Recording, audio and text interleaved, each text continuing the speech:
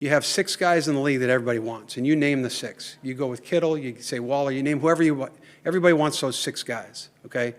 And there's no reason that Hayden can't be that next guy. The Chargers had their 4th OTA practice yesterday, and there are a lot of good takeaways, including Hayden Hurst having a great day, but we'll get more into that later because I want to start off with these offensive line combinations because this is something that has not been set in stone yet. There's going to be a battle for in training camp, and one of these offensive line combinations really surprised me. So the Chargers O-line combination that I'd expect to start is this one with Trey Pipkins at right guard and Joe Alt as the right tackle. In the previous OTA practices, they spent more time with Trey Pipkins at that right tackle spot with Jamaree Salyer at right guard. And now it seems like they're starting to rotate Joe Alt in a lot more with the starters, but that's not the only offensive lineman that is getting some time with the starters because, and this surprised me, when the team drills began, Brenden Jaimes actually stepped in for Zion Johnson. And so the offensive line right there looks like Rashawn Slater, Brenden Jaimes, Bradley Bozeman, and then Trey Pipkins and Joe Alt as the starting offensive line in the team drills. Now, I don't think they're putting Zion Johnson in any real competition here to possibly lose that left guard starting spot. I think they do like him at that spot, and I just don't think there's a threat for Brenden Jaimes to take that job. But I do think what this shows is that they're trying to simulate a new offensive lineman with the first team in case anybody goes down to injury. They want to get a ton of different offensive line combinations getting together and getting comfortable with each other so that if someone does get injured or traded or cut or something or whatever happens, they have some chemistry and they can communicate well with each other. Because listen, man, offensive line, that is one of the few positions in football where communication and familiarity with the guys next to you is extremely important, because blocking in the NFL, it is really very complicated. And if you're not on the same page with the guard next to you or the tackle next to you, it can get ugly out there. And there can be a lot of blown blocks. And that is something that we saw a lot of last year. It is interesting to me, though, that Brenden Jaimes was the next man up at that left guard spot in place of Zion Johnson instead of Jamaree Salyer or Jordan McFadden, even Bucky Williams or Karsen Barnhart, those 2 undrafted free agents. Why is it Brenden Jaimes? I thought he was the backup center, but again, they're just testing different guys together, and this is the time to do that. And it's also the time to do drills, because there's a new drill that we saw today. This one was really interesting. Jim Harbaugh, he brought out these 2 big silver curtains, and then he had those 2 sets of receivers behind them, and the quarterbacks were on the opposite side of the curtain, and they were throwing the ball to whoever runs out on either side of the curtain. And Jim Harbaugh, you can see him right there in the middle, and he is signaling to the receivers, either this group or this group, he's signaling to them which one is going to go out for the quarterback to throw to. And so this is just a good anticipation drill, but it also works the quarterbacks with their quick decision making and progressing through their reads. As soon as they see the guy open outside of that curtain, they boom, rip that ball as fast as you can.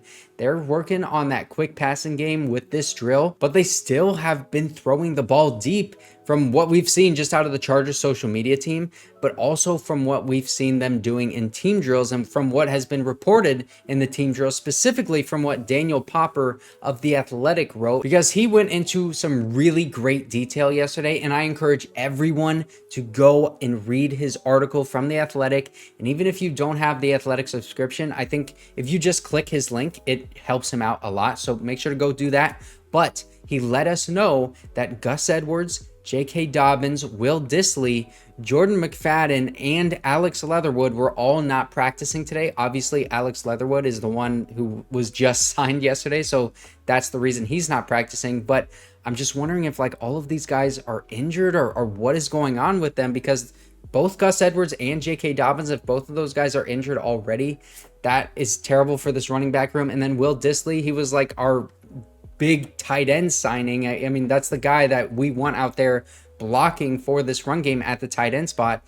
I don't know if those are injuries or not, but the guys that were training, or the guys that were practicing with the trainers, Ben Mason, Donald Parham, Chris Rumpf, and Junior Colson. So that's a lot of guys not practicing, and a lot of guys practicing like with the trainers. So I don't know. We will see if we can get any update on what is really going on with them, because we just don't know right now for sure. But I do know for sure that if you click on my link in the description and create an Underdog account using my code McLane, that is MACLANE, you will get a special pick'em and a first time deposit offer up to $250 in bonus cash.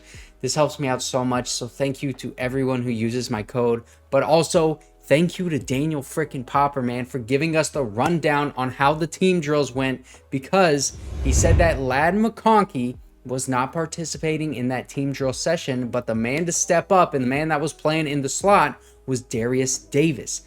I am really happy to see Derius Davis get some action with the starters, because he showed a lot of promise last year, not only on offense, but special teams as well. I mean, primarily on special teams, because he was the best return man in the NFL last season as a rookie. And he is so shifty, so freaking elusive, great field vision. Really, the Chargers should have fed him the ball way more than they did last year. They would have been a lot better for it on offense. I just hope that he can get some playing time this year, because right now it just kind of seems a little crowded in that wide receiver room for him, after this new regime just drafted 3 wide receivers that are all like their guys. And then they went out and signed DJ Chark after the draft, and they could also still add to that room, because after signing DJ Chark, they had another interview with Marquez Valdez-Scantling, who, you know, he ended up in Buffalo.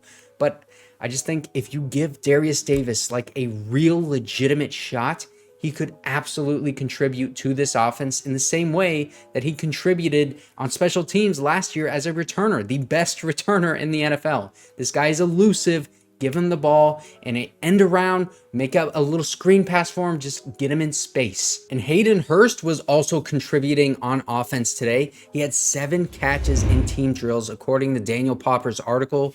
There are a bunch of photos to show how many catches he had in practice.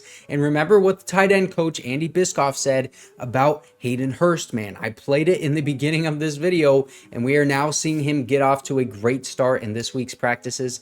Obviously, we have to wait until the pads are on and we see guys in game action until we really start like believing that these guys are going to ball out this year.